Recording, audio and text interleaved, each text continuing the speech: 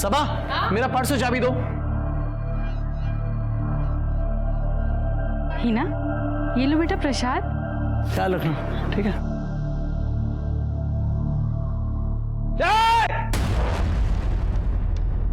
अपना ढोंग ना अपने पास रख, फेंक इसको, फेंक। आज के बाद ना मेरी बच्ची को आग उठा के भी देखा। शर्म नहीं आती अब कैसे बात करते हुए? तमीज तुम्हारी बीवी को नहीं है? पहले तो तुझे काफिर बना दिया, अब मेरी बच्ची के पीछे पड़ी है। जबान संभाल के बात करो, वरना क्या? असलम, तमीज से, भाई है वो तुम्हारा। वाह, और ये तो चचेरे भाई है, आप तो मेरे सगे भाई है। आप कुछ क्यों नहीं कहते? कहने लायक छोड़ा है तुमने, छोड़ा है कहने लायक। अरे तुम्हें तुम्हारी बीवी को समझाना चाहिए, ये छोटी सी बच्ची को ये सब। अरे गलती हो गई मुझसे, ऐसे जान लोगों के बीच में रहना सबसे बड़ी गलती है मेरी। तो निकल ना, तू निकल यहाँ से। और तुझे देख के ना मेरा खून खौलता है, खून। ख्याल रखना कहीं ये खून हमेशा के लिए ठंडा ना हो जाए। हिना बेटा अच्छे से साफ करो, ऐसे ऐसे चाची। हाँ मेरा बच्चा। सलाम चाचू। हिना तुम अपना काम करो बेटा।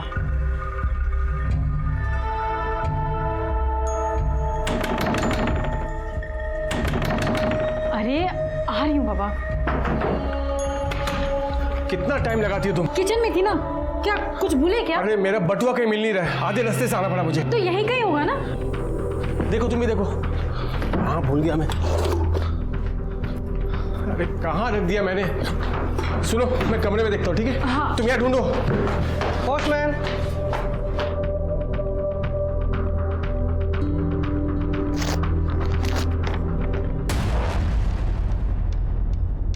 ज्योति, बटुआ घर में नहीं है, लगता किसी ने मार लिया। क्या हुआ? क्या ये? तुम्हारा डेथ सर्टिफिकेट।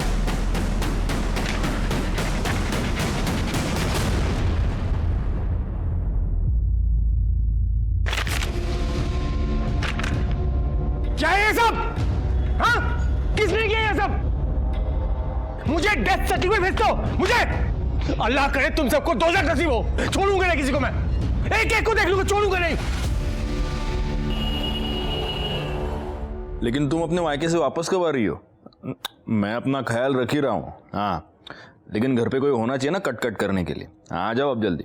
चलो चलो, रखो phone. Bye bye bye bye. Sir, एक आदमी आया है अपना ही डेथ सर्टिफिकेट लेके। क्या साहब? देखिए साहब, किसी ने मेरे नाम का डेथ सर्टिफिकेट भेजा है साहब। ये तो नकली है। इस पे यहाँ पे एक स्टैंप होना चाहिए, वो स्टैंप नहीं है। और डेट देखो, 1 महीने बाद की डेट डाली है। साहब मैं जानता हूँ किसने किया साहब, ये ना उस मुजाहिद का काम है साहब। उसे कसम खाई हुई है साहब, मुझे चैन से जीने नहीं देगा। क्यों? ऐसी क्या दुश्मनी है उसकी तुम्हारे साथ? असलम भाई, हाँ? आप अंदर नहीं जा सकते हैं। अंदर नहीं जा सकता मतलब? मुजाहिर भाई ने मना किया है। क्या? आपको अंदर ना आने दो। छोड़। अरे समझा करिए। तू मुझे रोकेगा? अरे मना किया। क्या मजाक हो रहा है भाई? मुजाहिर भाई क्या मजाक है ये? मजाक नहीं, सच है। अब तू यहाँ काम नहीं कर सकता। क्या? मैंने मना किया था ना उस औरत से निकाह करने के लिए। अब तेरा मेरा कोई वास्ता नहीं, समझ में आया तेरे? चल निकल। ऐसे कैसे आप मुझे यहाँ आने से रोक सकते हैं? ये सब कुछ मैंने बनाया, मैंने। और इसमें पैसे मैंने लगाए हैं। जो तू काम करता था उसका मेहनताना मैंने तुझे दिया है, समझ में आया तेरे? चल चल निकल। मैं आपका नौकर नहीं हूँ, जितनी दुकान आपकी है ना उतनी मेरी है।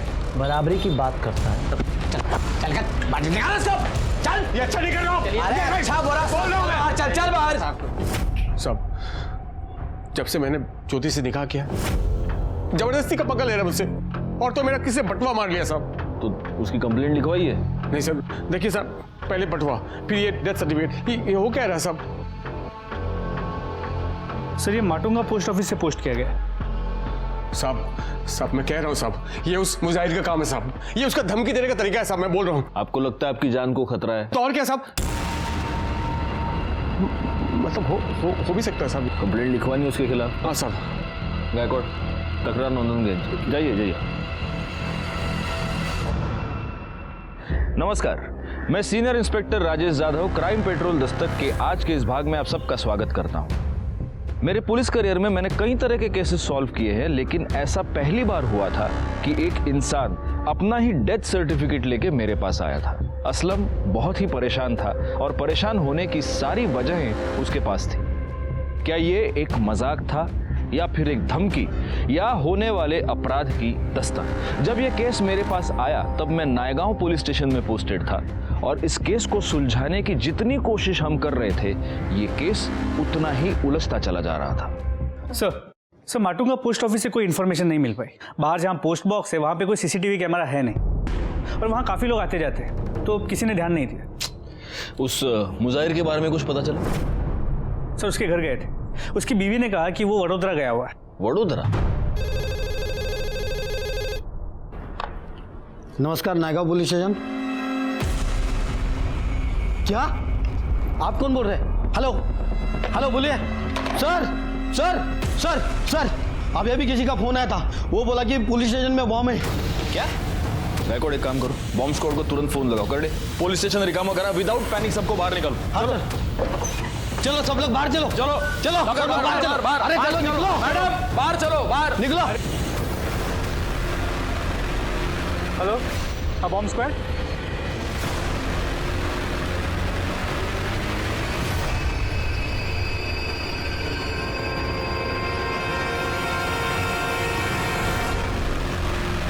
सर अंदर कोई बम नहीं है।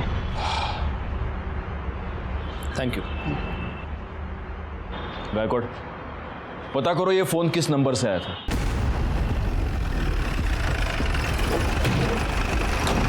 सर इसी होटल के नंबर से फोन आया था।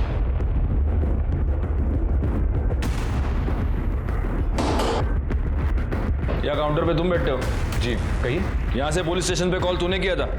नहीं साहब, ये रेस्टोरेंट तो मेरे भाईजान का है, गले पर वही बैठते हैं, मैं तो बस आता जाता रहता हूँ। कौन है भाईजान, बुलाओ। कौन है सजाद? हाँ अरे सर आप लोग यहाँ पर? ये रेस्टोरेंट तुम्हारा है? जी सर। तो हमारे पुलिस स्टेशन पे बॉम्ब का झूठा कॉल तुमने किया था? नहीं सर, हाँ बॉम्ब नहीं सर, बिल्कुल नहीं। यहाँ काउंटर पे तुम नहीं बैठे थे? मैं ही था काउंटर में, लेकिन मतलब मैं रहता हूँ काउंटर में, लेकिन आता जाता रहता हूँ सर, अंदर काम रहता है कभी कभी। मैं मतलब यहाँ पे सीसीटीवी कैमरा नहीं है? सब रेस्टोरेंट नया खुलवाया ना सब, तो अभी लगवाया नहीं है। बैकवर्ड क्यों चला? अरे सर ऐसे कैसे? सर मैंने कुछ नहीं किया। ऐसे आप हमारे सबूत निकल। लाइट तो खोल कर।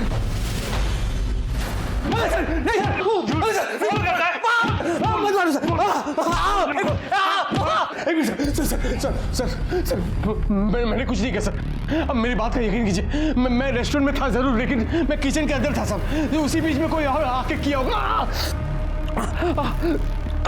सब मुजाहिर का शॉप आगे ही सब। जब मैं रेस्टोरेंट में के अंदर किचन में गया होगा सब, तो आकर कॉल किया होगा सब। मैं सच बोलता हूँ। तू बात बात पे मुजाहिर का नाम लेता है? हाँ, सबसे पहले तो अपना एक झूठा डेथ सर्टिफिकेट लेके हमारे पास आया, उसके बाद पुलिस स्टेशन में झूठा कॉल करता है कि इधर बॉम्ब है। हाँ, तेरे क्या हम क्या उल्लू लगते हैं क्या? बैकवर्ड इसको तब तक मारो जब तक ये सच ना बोले। मारो इसको। इसका छोटा भाई जमानत करवाने आया है। अगली बार पुलिस के साथ मस्करी नहीं, समझा ना? चलो निकलो।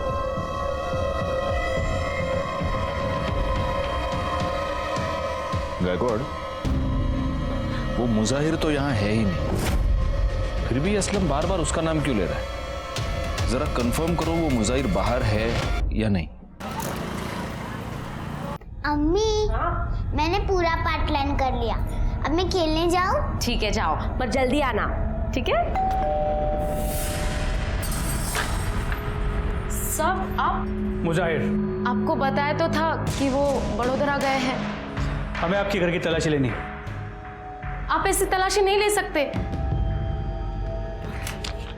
सर्च वारंट और कर सब ले, पूरा घर चेक करो। सर सब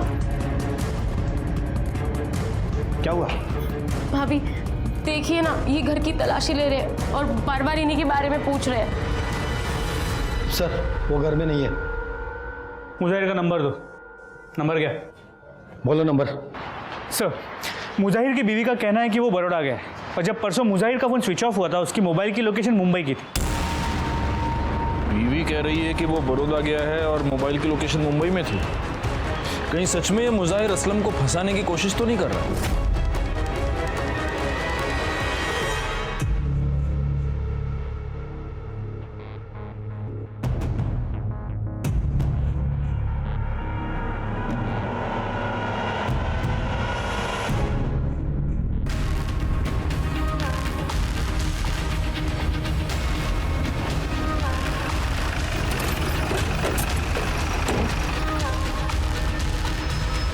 सर ये लाश मुजाहिर की है, जिसके बारे में असलम ने बताया था। क्या? जी सर, इसके पॉकेट से इसका ये फ़ोन भी मिला है।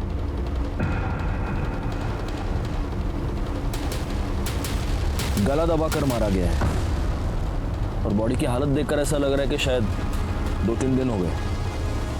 आसपास कुछ मिला? करड़े सर वहाँ ये पर्स मिला है। देखो गायकवाड़, हो सकता है कि कातिल का हो। सर ये तो असलम का पर्स है।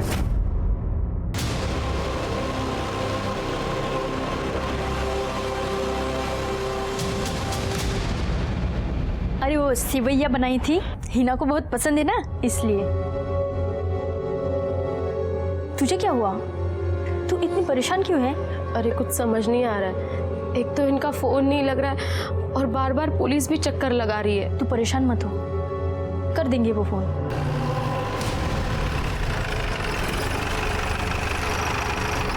बेटा चांद चाचा को बुला के लेके आ।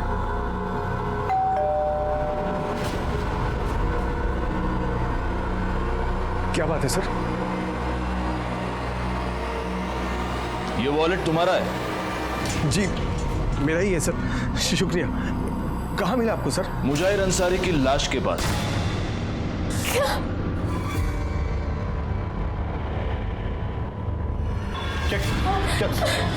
क्या मतलब इंस्पेक्टर साहब? मतलब ये है कि मुजाहिर अंसारी का मर्डर हो चुका है और इसका वॉलेट उसकी लाश के पास मिला। यूं चला सर सर मैंने कुछ नहीं किया सर। इन्होंने कुछ नहीं किया। भाईजान कुछ सच बोल रहा हूं सर, मैं कुछ नहीं किया। चलो चलो चलो।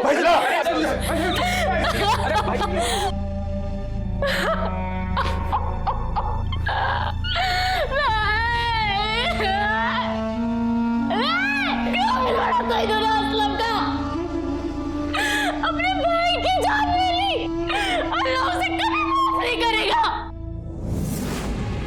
मैंने कुछ नहीं किया सर। तो तेरा वॉलेट उसकी लाश के पास क्या टहलने गया था? आपको तो पता है मैं वॉलेट की चोरी की रिपोर्ट लिखवाने आया था यहाँ पर। कोई मुझे फंसा रहा। पहले वो डेथ सर्टिफिकेट, फिर बॉम्ब का झूठा कॉल, कोई मेरे खिलाफ साजिश कर रहा साहब।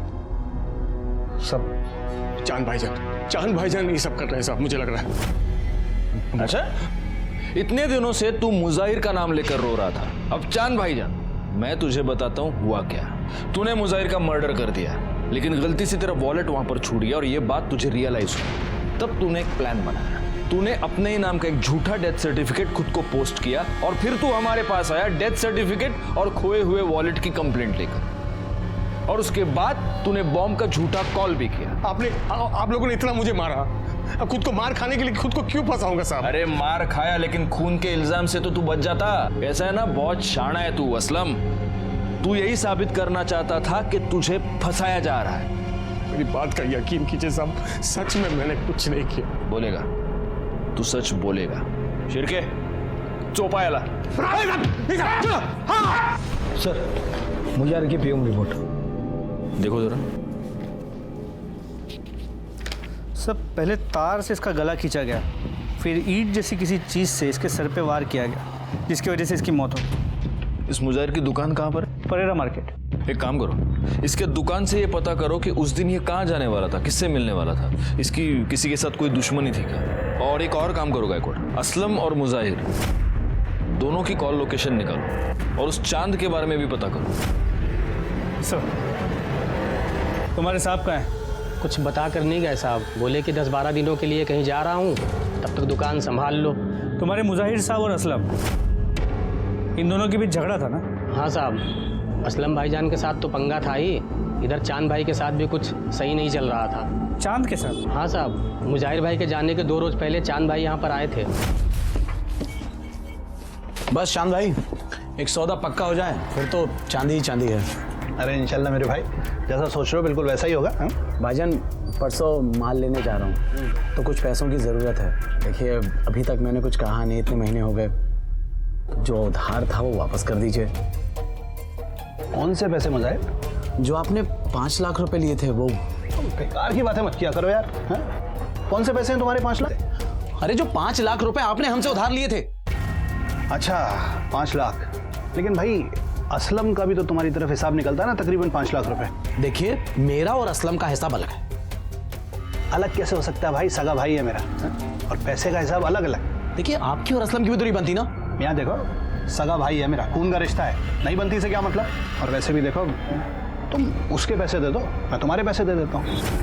लेकिन मुजाहिर की फैमिली और चांद की फैमिली तो मिलजुल कर रहते हैं। हाँ तो मुजाहिर भाई का चांद भाईजान के अलावा था ही कौन यहाँ। और वैसे भी वो महीने में 15 दिन तो गायब रहते थे। अब ऐसे में बीवी और बच्ची को एकदम से अकेला नहीं छोड़ सकते थे ना। सर मुजाहिर और असलम के कॉल रिकॉर्ड्स। सर मुजाहिर के नंबर पे पिछले कुछ दिनों से इस नंबर से रेगुलरली कॉल्स आ रहे हैं और ये नंबर भी असलम के नाम पे ही रजिस्टर है, जो उसने कुछ ही दिनों पहले खरीदा। और फिलहाल ये नंबर स्विच्ड ऑफ। सर इसके अलावा असलम का ये जो पुराना नंबर है, असलम ने 1 महीने पहले इसकी एक डुप्लीकेट सिम बनवाई। और सर इन दोनों मोबाइल की लोकेशन उसी एरिया की थी जहाँ से हमें मुजाहिर की लाश मिली। इसका मतलब ये पूरा कांड इस असलम ने किया है? सर पॉसिबिलिटी तो है। सर इसके अलावा जब हम मुजाहिर के शॉप में गए थे तो उसके स्टाफ ने बताया कि चांद ने मुजाहिर से कुछ पैसे लिए थे जो वो देने से इनकार कर रहा है। कौन से पैसे मुजाहिर? एक काम करो, इस चांद को बुलाओ, तब तक मैं असलम की खबर लेता हूँ। भाभी जान बस चुप हो जाइए। शहजाद, तुम तो जानते हो ना कि हमारे पति ऐसा कुछ नहीं कर सकते। उन्हें बचा लो शहजाद। भाभी जान सब ठीक हो जाए। शहजाद, ए शहजाद, वहां क्या गुस्सा हुआ, बाहर निकल। क्या भाई, कितनी बार समझाया है तुझे कि दूर रहे उससे। इस औरत का साया भी पड़ेगा ना हम पर तो पूरा का पूरा खानदान खत्म हो जाएगा हमारा। भाईजान बस भी कीजिए, इस वक्त तो आपको उनकी मदद करनी चाहिए। मुझे ज्यादा ज्ञान मत दे, मैं किसी कातिल की मदद नहीं कर सकता, चाहे वो मेरा भाई क्यों ना हो। असलम मेरा भी भाई है, आप उसकी मदद करें या ना करें, मैं जरूर करूंगा। दिमाग खराब मत कर मेरा। हेलो,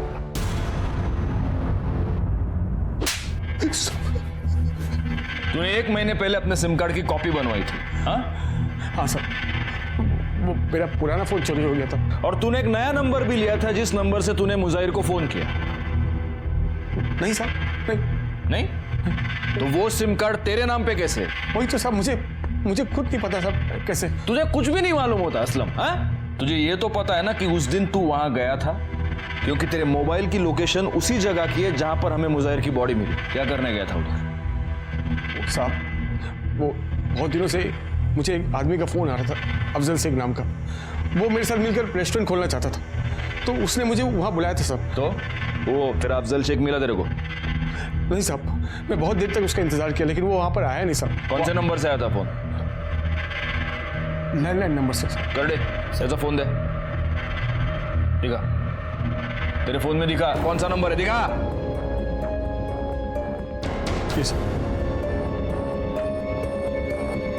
सर इसका बड़ा भाई चांद है। क्या यह सच है कि तुमने मुजाहिर से 5 लाख रुपए लिए थे और अब उसे देने से इनकार कर रहे थे? हाँ सर, मैंने पैसे लिए थे लेकिन मुजाहिर ने असलम के भी तो इतने पैसे रोक रखे थे। लेकिन जहां तक मुझे पता है तुम्हारी और असलम की बिल्कुल नहीं बनती। सर लेकिन असलम है तो मेरा छोटा भाई ना, मेरे पास उस वक्त पैसे नहीं थे, मैं बाद में दे देता सर। ये तुम्हारे बैंक डिटेल्स, इससे साफ पता चलता है कि तुम्हारे बैंक में अच्छे खासे अमाउंट है। मतलब पैसे तो है लेकिन तुम्हारी देने की नीयत नहीं है। हा? नहीं ऐसी बात नहीं सर। वो कहीं ऐसा तो नहीं है कि मुजाहिर तुमसे पैसे मांग रहा था इसलिए तुमने उसको मार दिया? तुम ये जानते थे कि असलम और मुजाहिर की दुश्मनी है तो असलम फंस गया और तुम्हारे दोनों दुश्मन एक साथ रास्ते से हट गए। सर ये कैसी बहकी बहकी बातें कर रहे हैं आप? तुम पुलिस स्टेशन में बैठे हो। सर मेरी बात का यकीन कीजिए, ऐसा कुछ नहीं है, मैंने कुछ नहीं किया। ठीक है, तुम जा सकते हो लेकिन जब तक ये केस सॉल्व नहीं होता शहर से बाहर नहीं जाओगे। जी सर, शुक्रिया सर।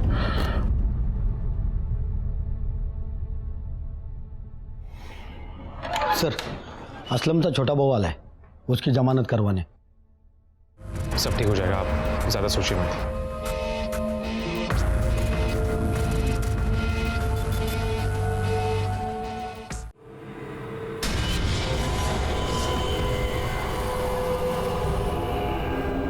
काम हो जाएगा ना? हाँ हो जाएगा। सुनो, मुझे थोड़ा टाइम लग जाएगा घर आने में। असलम आज ना जल्दी आना, मैंने मंदिर में तुम्हारे नाम का हवन रखा है। अरे तुम क्यों इन सब चीजों में पड़ी हो? तुम देखो मेरी बात सुनो। अरे ऐसा कुछ नहीं है। मैंने कहा था ना किसी की बुरी नजर है तुम्हारे ऊपर। देखिए मैंने ही बुलाया आप लोगों को। कोई मारना चाहता ही नहीं और आप लोग इन्हीं पे शक कर रहे हैं। एक मिनट असलम, तुमने हमें वो जो लैंडलाइन नंबर दिया था, वो अफजल शेख, वो तो माहिम के किसी पीसीओ का नंबर है। सब सच में मुझे कुछ नहीं पता। अब खुद देखिए, कोई मुझे मारना चाहता है। कैसे हुआ ये सब? साहब हॉस्पिटल के पास ही एक्सीडेंट हुआ। और वो तो अल्लाह का शुक्र है साहब कि कोई आदमी समय रहते यहाँ पहुंचा गया। बहुत चोट तो नहीं लगी है तुम्हें? कहीं ऐसा तो नहीं कि खुद अपना एक्सीडेंट करवा लिया तुमने? सब अगर मैं मर जाता ना इस हादसे में, तब आपको यकीन होता कि कोई मेरे साथ खेल खेल रहा है। नहीं नहीं, अब वो तुम्हारा मुजाहिर तो रहा नहीं।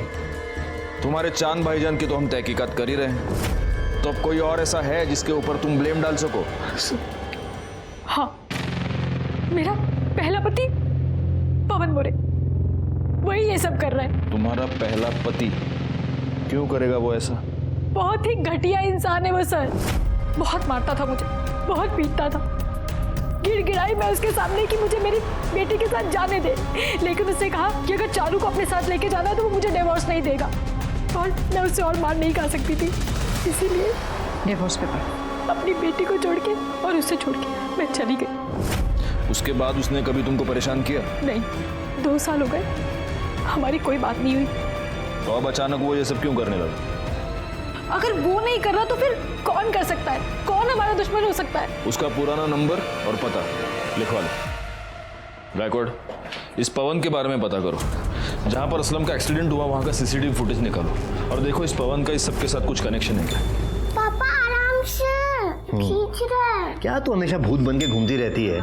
हाँ, ख्याल रखा करना अपना। पापा मैं बड़ी हो गई हूँ, खुद से कर सकती। बहुत बड़ी हो गई ना तू। पवन मोरे जी कहिए। ज्योति को जानते हैं? हो, उसी ने भेजा ना आपको मेरी बेटी को लेने के लिए? वो मर भी जाएगी ना तो भी मैं मेरी बेटी को उसके पास नहीं भेजूंगा। बहुत मरने मारने की बातें करते हैं आप। कहीं सच में तो किसी को मार नहीं दिया? ज्योति के पति असलम पे मर्डर का इल्जाम है और हाल ही में उसका एक्सीडेंट भी हुआ, और ज्योति को लगता है कि ये सब आपने किया है या करवाया है। हो, तो शादी कर ली उसने?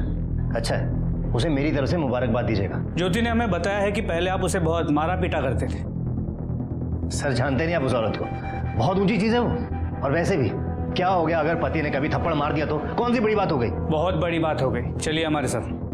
देखिए साहब, मेरी बच्ची बीमार है, मैं आपके साथ कहीं नहीं जा सकता। वैसे मैं बहुत परेशान हूँ। आप ज्योति से जाके कहिए कोई नया तमाशा ना खड़ा करे। क्या हुआ तुम्हारी बेटी को? मुझे कैंसर हुआ है। नहीं बेटा, ऐसे नहीं कहते। कुछ नहीं होगा तुझे, कुछ नहीं होने दूंगा मैं तुझे। ये रही मेरी बेटी की रिपोर्ट्स। अपनी बच्ची को देखूं या उसकी बीमारी को, डॉक्टर, दवाई, हॉस्पिटल, घर, सब परेशान हो गया हूं मैं। देखिए सर, आप प्लीज यहां से जाइए। अगर आपको मेरे खिलाफ कोई भी सबूत मिले ना तो आप फोन कीजिएगा मुझे सामने से, मैं खुद आके मिलूंगा आपको। ठीक है, अभी के लिए हम जा रहे हैं, लेकिन अगर जरूरत पड़ेगी तो फिर आएंगे। पर हाँ, शहर छोड़ के नहीं मत जाना। सर, जहाँ पर असलम का एक्सीडेंट हुआ था वाकई सीसीटीवी फुटेज।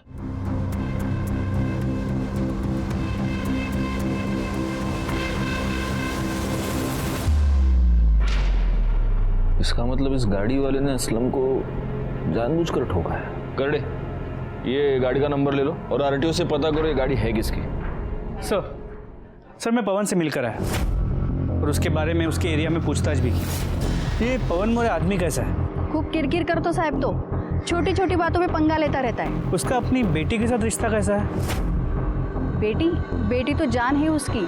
उसी बेटी के लिए यहाँ के बच्चों के साथ हमेशा लड़ता रहता है। वैसे वो काम क्या करता है? सर वो सॉफ्टवेयर इंजीनियर है और अंधेरी में उसका ऑफिस है। सर उसकी बेटी को कैंसर है, मैंने इस बात को डॉक्टर से क्रॉस चेक भी किया। हाँ, उसकी बेटी चारू को कैंसर है। उसका ट्रीटमेंट पिछले 1 महीने से मेरे पास ही चल रहा है। तो उसने कहा है कि अगर उसके खिलाफ कोई भी सबूत मिलता है वो खुद पुलिस स्टेशन आ जाएगा। अगर इस सब में उसकी इन्वॉल्वमेंट है तो सबूत तो जरूर मिलेगा, नजर रखना उस पर। सर मैंने गाड़ी के बारे में आरटीओ से पता किया। वो गाड़ी किसी अमित की है। उसके घर जाके देखा तो वो घर में नहीं था और उसका फ़ोन भी बंद आ रहा है। गायकवाड़, इसका नंबर सर्विलेंस पे डाल दो और जैसे ही ऑन हो उठा लो उसको।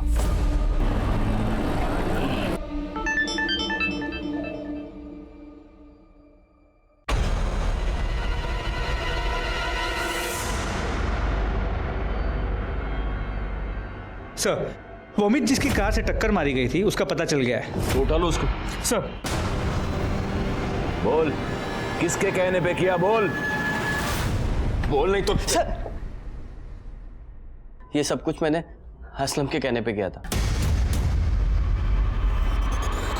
तूने कहा था ना अमित को तुझे टक्कर मारने के लिए। नहीं सर, झूठ बोल रहा है, फंसा रहा है मुझे। तू इस अमित को जानता है? बिल्कुल नहीं जानता सब। तो वो तुझे क्यों फंसाएगा? वही तो मैं बोल रहा हूँ साहब, कोई क्यों फंसा रहा है मुझे साहब? कब से वही तो बोल रहा हूँ आपको, कोई फंसा रहा है मुझे। क्या हुआ, आप कंफ्यूज हो गए? इस केस ने हमें भी ऐसे ही उलझन में डाल दिया था। शक की सुई बार बार असलम की तरफ घूम रही थी और असलम बार बार यही कह रहा था कि उसने कुछ नहीं किया, उसे फंसाया जा रहा है। यह बात साफ नहीं हो पा रही थी कि क्या वाकई असलम ने यह सब कुछ किया था या किसी और ने असलम को फंसाने के लिए यह सब कुछ किया था और वही मुजाहिर का असली कातिल था।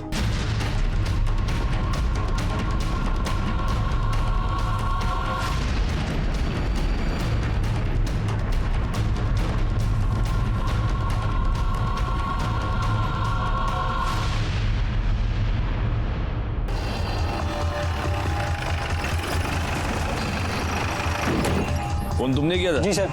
कहाँ है लाश? उधर सर।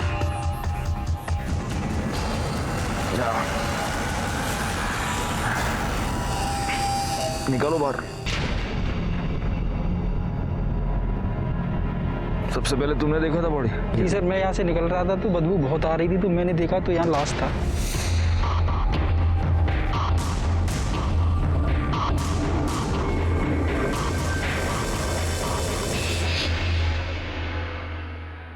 सर, शमशान के पास जो डेड बॉडी मिली थी उसकी पोस्टमार्टम रिपोर्ट के मुताबिक ये बॉडी किसी 30 से 35 साल के आदमी की। मौत की वजह सर पे किसी भारी चीज से वार किया जाना है। सर, स्कल फ्रैक्चर हुआ और मौत को करीब 1 महीना हो चुका है। सर, इसके अलावा एक इम्पॉर्टेंट बात ये भी पता चली है कि इस बॉडी के पास जो फ़ोन मिला था वो असलम का था। सर, ये वही फ़ोन है जो उसने कहा था कि चोरी हो गया और जिसके लिए उसने डुप्लीकेट सिम बनवाई थी। असलम का फ़ोन? जी सर। इससे तो अब ये क्लियर हो जाता है कि ये दोनों मर्डर असलम ने किए।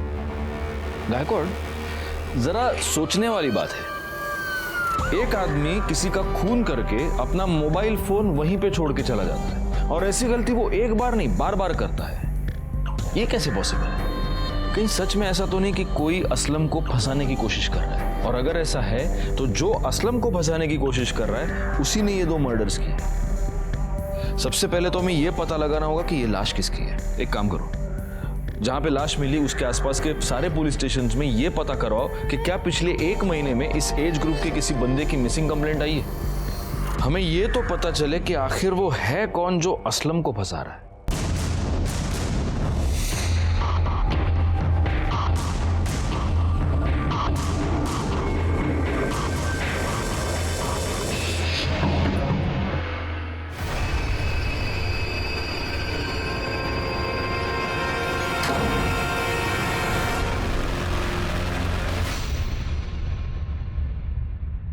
तुम्हें पुलिस ने छोड़ दिया? और क्या, आखिर पुलिस को भी मानना पड़ा कि मैंने कुछ नहीं किया है।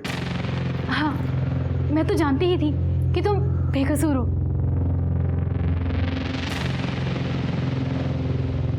सर, आसपास के पुलिस स्टेशन से पता किया, 30 से 35 साल के आदमी की कुछ मिसिंग कंप्लेंट्स आई तो है।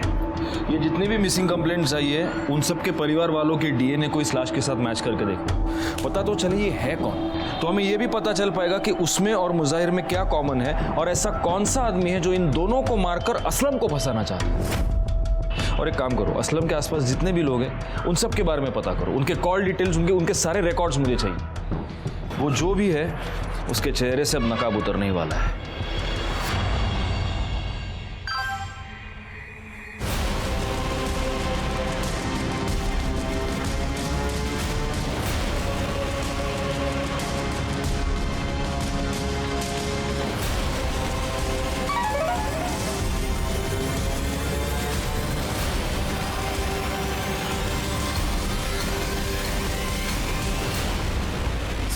सर, असलम के आसपास जितने भी लोग रहते हैं सबकी मोबाइल लोकेशन रिकॉर्ड चेक किए। सर, जिस दिन हमें लाश मिली थी उसकी 1 दिन पहले ज्योति की मोबाइल की लोकेशन उसी एरिया की थी। ज्योति? वो वहां क्या करने गई थी? इस पूरे केस में हमारा ज्योति पर कभी ध्यान गया ही नहीं। गायकवाड़, सर वो असलम के लिए इतनी परेशान रहती थी कि कभी ऐसे लगा ही नहीं। और सर समझ में ये नहीं आ रहा है कि वो ऐसा करेगी क्यों। ये तो अब हमें वही बताएगी। चलो। सर, ज्योति के न्यूड फोटो सर्कुलेट हो रही है, ये देखिए। क्या?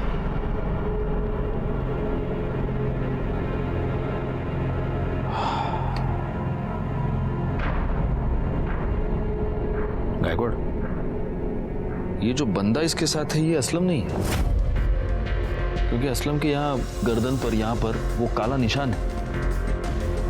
सब मतलब ज्योति का किसी के साथ कोई चक्कर चल रहा था और इसीलिए असलम को रास्ते से हटाने के लिए वो ये सब कर रही थी। और ये भी हो सकता है कि अब असलम वापस आ गया तो इस बंदे ने गुस्से में आकर ज्योति के फोटोग्राफ सर्कुलेट कर दिए। अब तो इस ज्योति से मिलना ही होगा। चलो।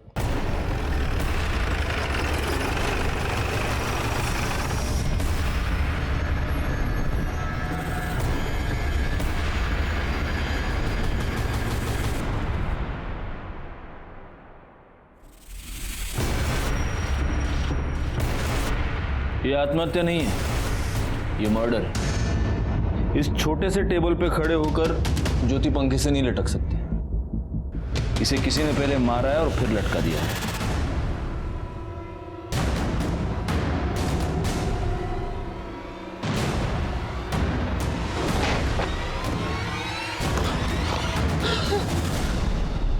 ज्योति!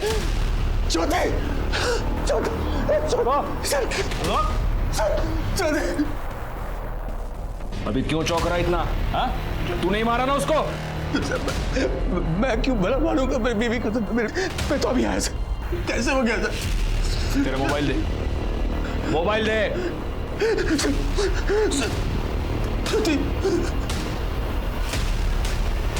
ये देख, इसलिए मारा तूने तेरी बीवी को। जो पहले 2 मर्डर्स हुए उसमें मुझे तुझ पर सिर्फ शक था, लेकिन यहां मुझे यकीन है कि ज्योति का मर्डर तूने ही किया है। मैं नहीं मारा सर, मैं तो अभी आया सर। और ये फोटोज मैंने पहले मैं देख चुका था सर। इसी सिलसिले में ज्योति से बात करने आया था यहाँ आकर। कैसे हो गया सर ये? गायकवाड़, डोंट चला। ज्योति का मोबाइल कहाँ है? मुझे नहीं पता सर। मुझे सर मेरी बीवी मरी है सर। चला घेऊन जा। सर मत कीजिए सर। घेऊन जा। सर मेरी बीवी सर। घेऊन जा।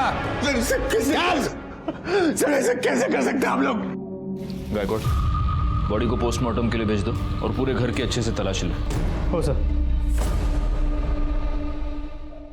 हमें ज्योति पर शक था और अब हमारे हाथ ज्योति की लाश लगी थी। एक के बाद एक ये तीसरा मर्डर था और इन तीनों मर्डर्स के साथ कहीं ना कहीं असलम जुड़ा हुआ था। जहां हमें दूसरे आदमी की डेड बॉडी मिली थी, उस शमशान के पास ज्योति का जाना इस बात की ओर इशारा कर रहा था कि उस कातिल से ज्योति मिली हुई थी। लेकिन अब उसकी हत्या के बाद इस बात को कंफर्म करना बहुत ही मुश्किल हो गया था।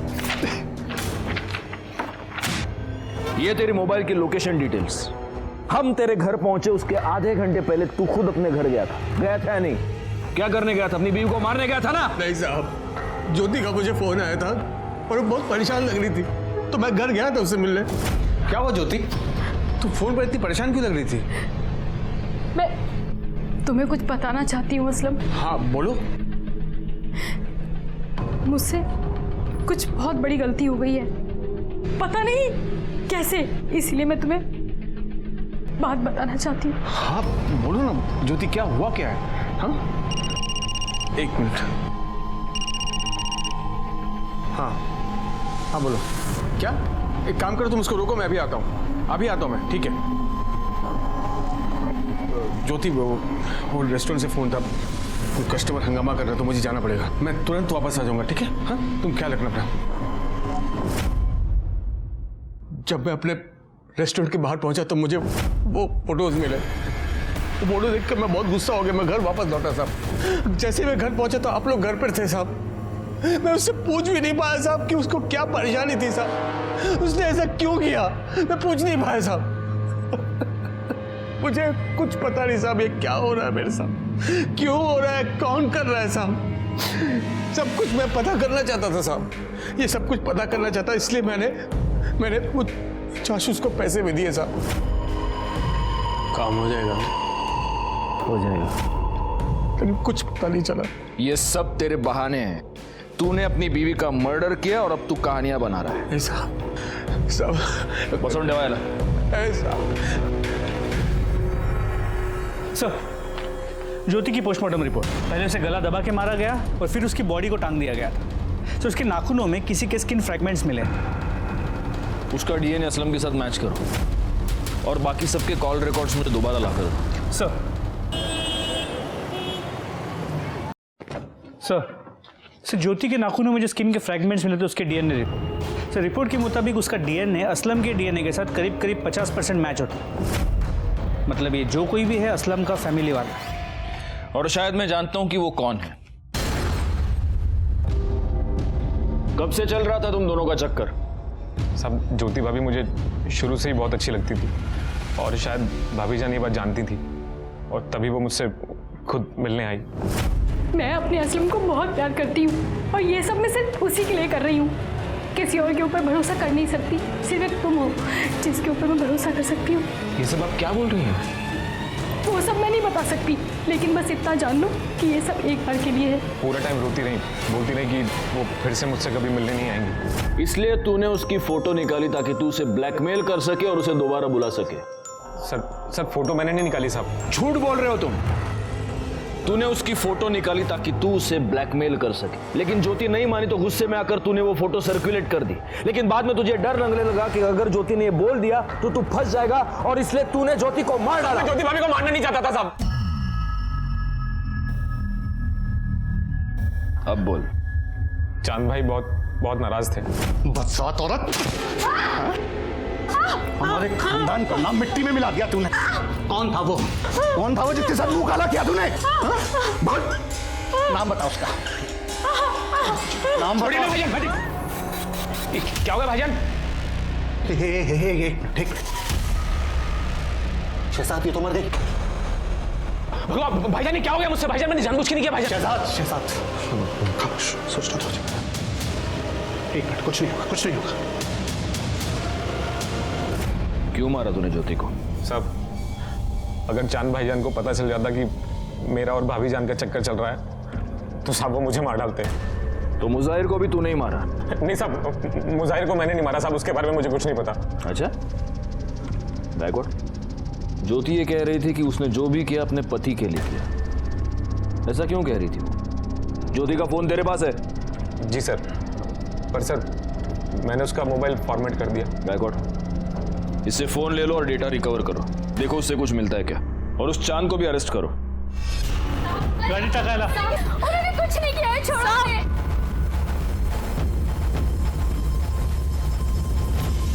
सर ज्योति के फोन का डेटा रिकवर हो गया। उसके फोन में किसी बाबा के मेल्स मिले। इस बाबा ने अपने एक मेल में ज्योति को कहा था कि वहां जाके कलश गाड़े जहां से हमें वो बॉडी मिली थी। अच्छा, इसीलिए ज्योति की मोबाइल लोकेशन हमें उस एरिया की।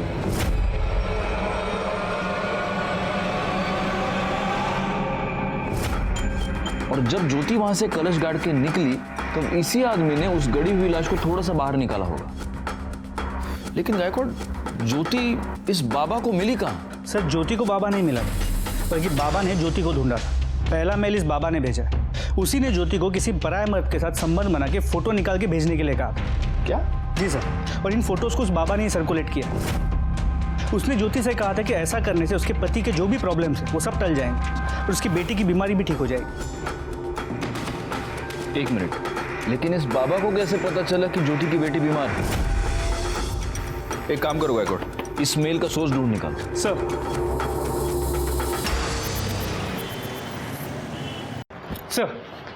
ज्योति को जो मेल्स आए थे काफी डाइवर्ट होके आए थे, इसलिए ओरिजिनल सोर्स का पता नहीं लग पा रहा।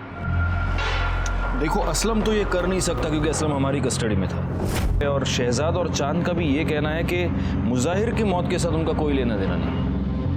इसका मतलब गायकवाड़ अब एक ही आदमी बचता है।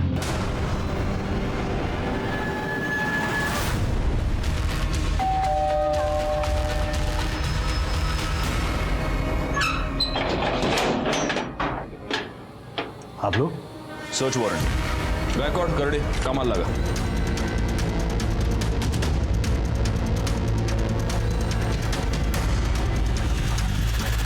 सर बच्ची की मेडिकल रिपोर्ट।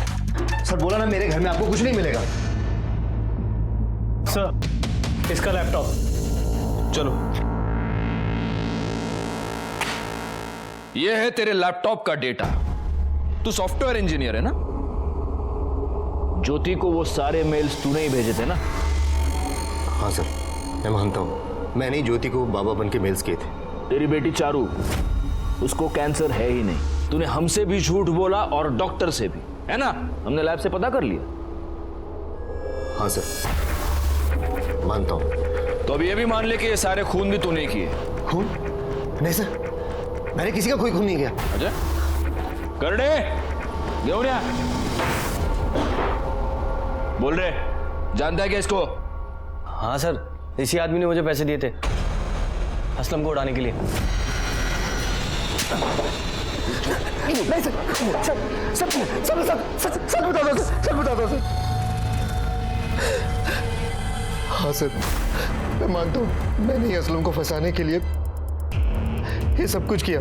सबसे पहले मैंने असलम का मोबाइल चोरी करवाया, फिर एक अनजान आदमी को मारकर गाड़ दिया और असलम का मोबाइल भी वहीं छोड़ दिया। उसकी लाश को मैंने ज़्यादा अंदर गाड़ा नहीं था, ऊपर ही रखा था ताकि लोगों की उस पर नज़र पड़ जाए और असलम फंस जाए। लेकिन उस लाश की तो किसी ने खबर भी नहीं ली। फिर मैंने मुजाहिर को अपना टारगेट बनाया, जिसका असलम से पहले से ही झगड़ा चल रहा था।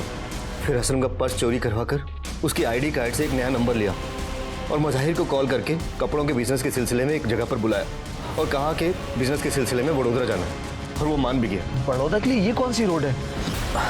क्या हुआ पवन भाई? गाड़ी पंचर हो गई। पंचर? मैंने ही आप लोगों को असलम के रेस्टोरेंट से फोन करके बोला आपके पुलिस स्टेशन में बॉम्ब है। ये सब क्यों किया तूने? ज्योति के लिए। हम अकेले जिंदगी कट नहीं रही थी मुझसे। दूसरी शादी करने की कोशिश की लेकिन नहीं हुई। अकेला बाप कब तक एक बच्ची को संभालेगा? मैंने सोचा ज्योति को अगर गैर मर्द से रिलेशन बनाने को बोलूंगा तो थक हार के वो मेरे पास ही आ जाएगी। अब मेरे अलावा उसका था भी कौन जिससे वो ये गलत काम करती? लेकिन वो अपने देवर के पास चली गई, इसलिए मैंने गुस्से में उसकी फोटो सर्कुलेट कर दी। तेरे इस चक्कर में तूने अपनी बच्ची से उसकी मां भी छीन ली और उसका बाप भी, और मुजाहिर की बेटी को भी यतीम कर दिया। इसके खिलाफ चार्जशीट फाइल करो। हमारी पूरी छानबीन के बाद हमें यह पता चला कि पवन ने पहले जिस आदमी का खून किया था उसका नाम था विनोद राणे। सबसे बड़ा सवाल यह है कि क्या किसी ने भी इन अपराधों की दस्तक को नहीं सुना? मुजाहिर एक अनजान आदमी के फोन कॉल पर उसके साथ बड़ौदा तक जाने के लिए तैयार हुआ। पवन ने बाबा बनकर ज्योति को किसी गैर मर्द के साथ संबंध बनाकर अपनी तस्वीर लेने के लिए कहा। क्या ज्योति ये नहीं जानती थी कि ऐसा करके वो बहुत बड़ी मुसीबत में फंस जाएगी? अपराध हमेशा हमारी ओर दबे पांव आता है और इसीलिए जरूरी यह है कि हम उसकी दस्तक को सुने। जो ऐसा नहीं कर पाते वो फंस जाते हैं। मैं सीनियर इंस्पेक्टर राजेश यादव आपसे विदा लेता हूं। दोबारा मिलूंगा, तब तक सतर्क रहिए और देखते रहिए क्राइम पेट्रोल दस्तक, क्योंकि मकसद बताना नहीं बचाना है। जय हिंद।